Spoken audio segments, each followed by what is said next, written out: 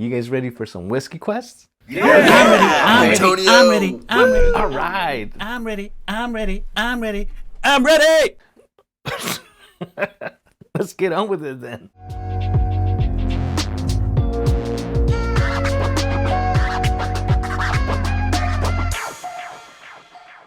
Hey, welcome back, Whiskey Questers, to another episode of Whiskey Quest. Oh yes, first one of 2022.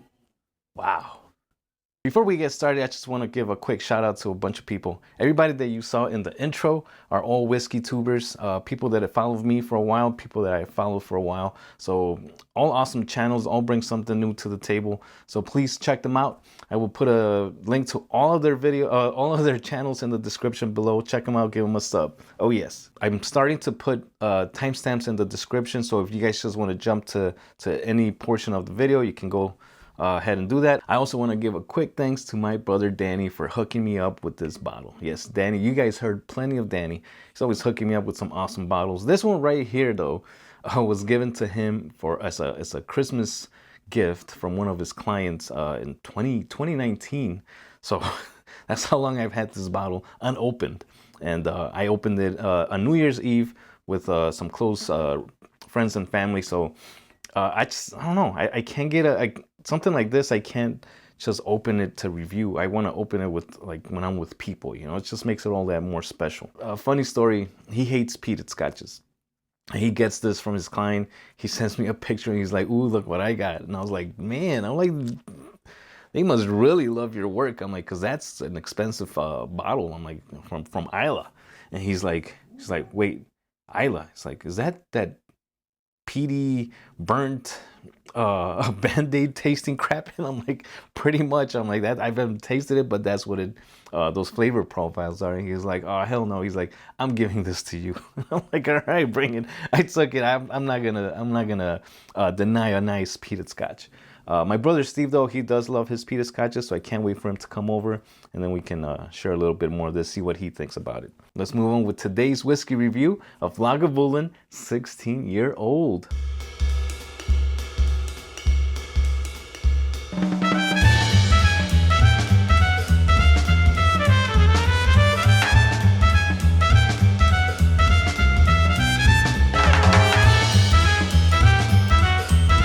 All right, so like I already said, this is from Islay, right? So one of my favorite regions of for Scotch is from Islay, and I just can't get enough of it.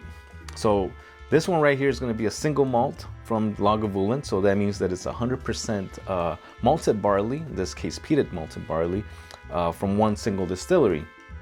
This is bottled at 43% ABV, so not the highest, but at least we got a 16-year-old age statement out the bottle.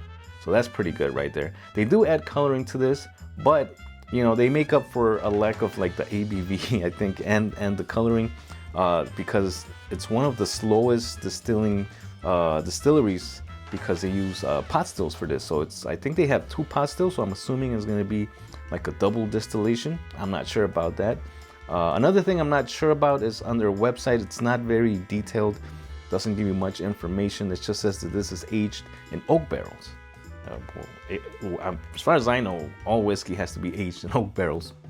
But yeah, they don't tell you if it's sherry, if it's ex-bourbon, French oak. They just don't say it. So if you guys know, put it in the comments below. I'd love to know. All right, so yeah, I think that's about all the information I want to talk about this. Let's just get straight into the whiskey. Like I said, they add coloring, so we're gonna skip the color in this and go straight on to the nose. Yeah, this one is not as pungent on the nose as like for a peated scotch. So to me, this is more like a sweet, earthy kind of peat. Lots of honey behind that. So like maybe like a, I don't know, like a burnt honey, if that makes sense. You start getting some nice like fruity pears, maybe pears and apples. You know, like orchard fruits. Good amount of vanilla and honey in there. So that just makes me think maybe it's like ex-bourbon barrels, but I don't know. Good amount of leather as well. And then far in the back, you start getting hints of like sea salt. which is really nice. So it's not like a super I won't say complex whiskey. It's but what it has, it's delivering very nice. It's not like all attacking you at once. It makes you it really, you can really concentrate and pick out those scents on this. So all right, let's move on to the palate and see what we get. Cheers, everybody.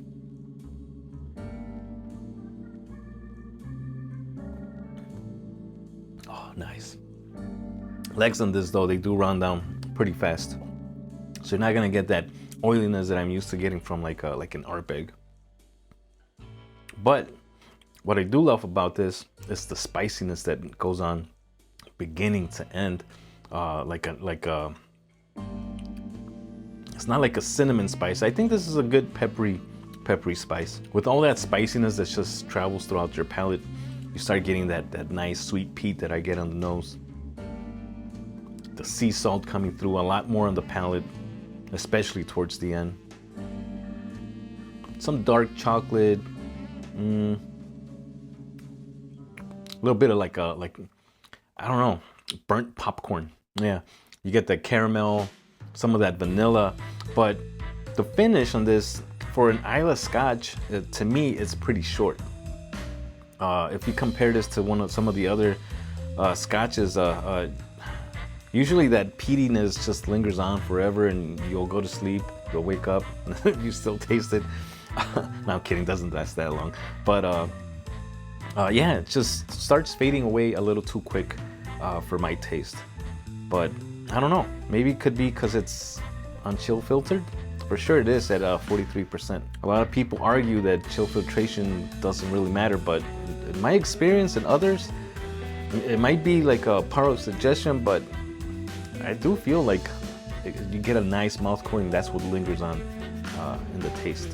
Let's take another quick swig. Getting a little bit of those fruits that I was getting on the nose, but it tastes more like a cooked apple or pear, like an applesauce kind of thing. Pretty ashy now on the second taste. Like just ashes. Like that's all you're pretty much getting as far as the smoky side. A little bit minty now. Okay. So the second swig opened up a little bit more on my palate, but it's still fading away pretty fast. So yeah, I don't know. I always like to add a drop of water just to see what happens, because you never know until you try it. So that was probably a little bit too big of a drop here because of the ABV, but I don't know. Let's find out. Lagavulin with a little bit of water. It does change. Oh yeah. On the nose with a little bit of water, I'm getting a little bit more like that medicinal, should I say quality you get from Islay Scotches. Rubbery, iodine. So yeah, it opened up a little bit more of that signature kind of, besides the peaty stuff, you know? A little more sea salt, like caramelized sugar, something else in there. Oh, I know what that is. It's reminding me of like sugared cookies. Nice. All right, so far a little bit of water, I think to me improved the nose a little bit more. Some more of that honey coming through, but a lot more, like I said, that medicinal iodine sea salt going on. Less earthy. All right, let's see what we get on the palate. Cheers, everybody. More sea salt, more briny on the palate this time. The spiciness is still there, but it's maybe like 50% less. But it still goes on throughout the palate here. Minty, a little bit more mint coming through on the end. Medicinal, licorice, like red licorice. Not getting any other fruits this time. The ashiness is also toned down a bit, and it just starts fading away a little bit too quick. But it did bring out different flavors, so this is something I would enjoy neat, and then add some water just to experience something different, and then leave it at that. All right, time for my final thoughts, everybody, on Lagavulin 16-year-old. This one right here, like I said, in my area, $100. So for $100, the amount of flavor that's in here, it's pretty good, but then that finish just fades away a little too quick for me. I'm used to having stuff like Ardbegs will. I like getting slapped in the face by some like a nice peated scotch. Call me a freak, but I like that.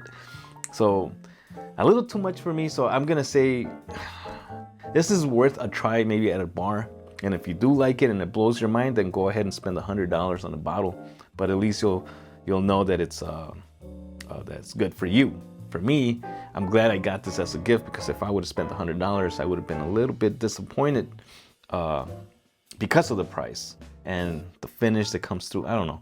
Those are my thoughts, guys. It's just my opinion. What do you guys think? Have you guys tried this? Is this something that blew your mind, or did it meet your expectations? Like I said, it is a good tasting whiskey. It just fades away a little too quick for me. This is like meeting like a thug in the street. Looks menacing, but he just wants to be your friend. That's pretty much what this is. So don't be afraid of it. You know what? I wish I could say this would be like a good beginner's peated scotch, but because of the price, it's just try it at a bar. Just try it at a bar. See what you guys think. All right, everybody. Hope you guys got some useful information out of this. Fortunately, it's not one of it's not gonna be one of my go-tos, not something that I'm gonna replace. They do have a cask strength, so maybe that'll be a lot better. So I'll definitely look out for that one. And I believe that one for sure is aged in sherry cask. So I don't know, maybe that's the one for me. So I'll see you guys in the next video. Don't forget to share this with everybody. It just helps my video get promoted on YouTube. Also, give me a thumbs up. That'll also help me. Don't forget to subscribe.